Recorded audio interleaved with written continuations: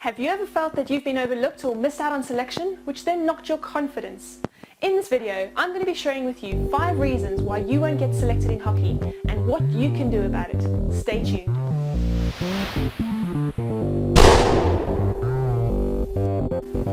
It can be so frustrating when you work really hard for something and you don't get the result that you want.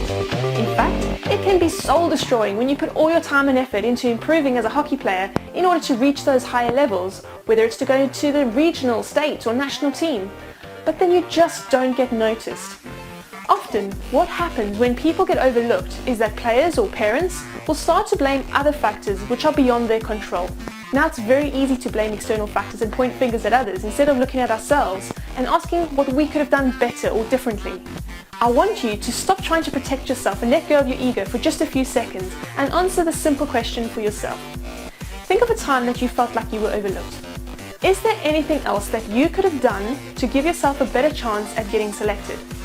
What's really important is that you don't just keep doing the same thing over and over again hoping to get a different outcome if things are just not working for you. Most hockey players have the ability to go further and reach higher levels, but there will always be those roadblocks that you'll have to overcome in order to get there. And one of the most important hurdles to overcome is your inner game, or what happens in your mind. But often, as players, we tend to overcomplicate the game and try to do all this fancy stuff instead of just keeping it simple. I bet that wherever you are in the world and any game that you watch, you will always see players dribbling into flat sticks, giving poor passes that get intercepted. Why does this happen? It's called bad decision making. Decision making is a part of the brain process and is influenced by the state of the mind. Bad decisions are often caused from doubt, lack of confidence or indecision. And this is something that as players we don't get taught. That is why it's my mission to change that by helping hockey players all over the world to get into the right mental state in order to make better decisions, learn how to be confident and to be able to back yourself.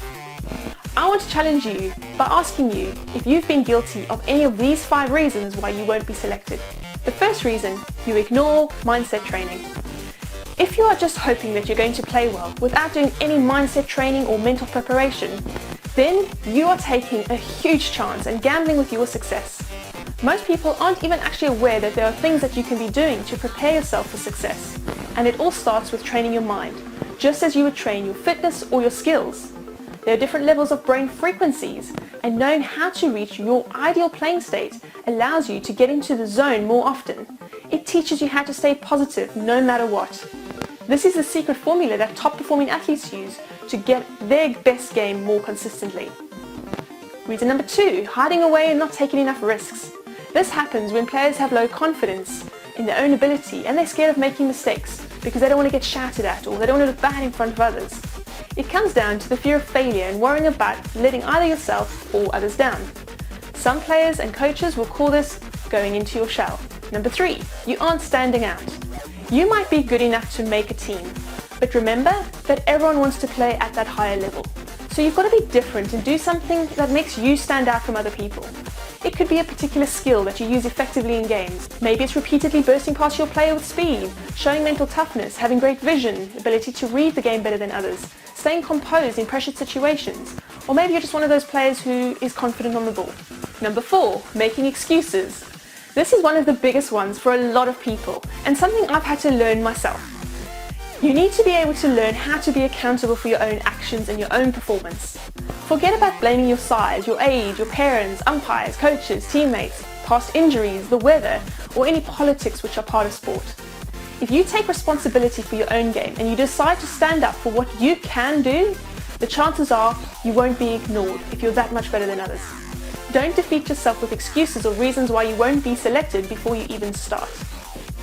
Number 5, poor body language. A lot of players struggle to control their emotions like frustration, nerves or anxiety. And even without saying things, it shows. Signs of uncontrolled emotion can be seen in body language, and we're often not aware of what our bodies are communicating to others. For example, when you make a mistake, how do you react in that situation? Do you let your head drop? Do you look confident, angry or scared on the field? Now the cause of all these reasons all come down to the mental state that you're in, how confident you feel, and how you can handle pressure, fear and expectations. You cannot change your body language when you're in a negative frame of mind, but you can learn how to train your unconscious part of your brain to be in control, which will not only improve your body language and give you more confidence, but you will also be likely to showcase your best hockey skills and perhaps unlock some talent that you didn't even know that you had. I've helped hundreds of hockey players to move forward in their own game, and I can help you too. In just a few short weeks, you too can develop these inner game skills, and you will be amazed at the results. Remember, this is not something that we get taught, so most people aren't even aware of this. But like I said, it's the difference between those reaching the higher levels and what is used by top performing sports people.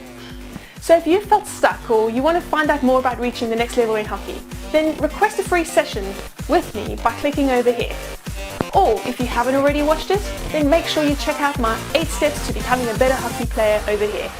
I hope you enjoyed this video and it at least helps you to change the way that you approach things so that you can start to move forward and be accountable for your own performance. Thanks for your time, and I'll see you in the next video.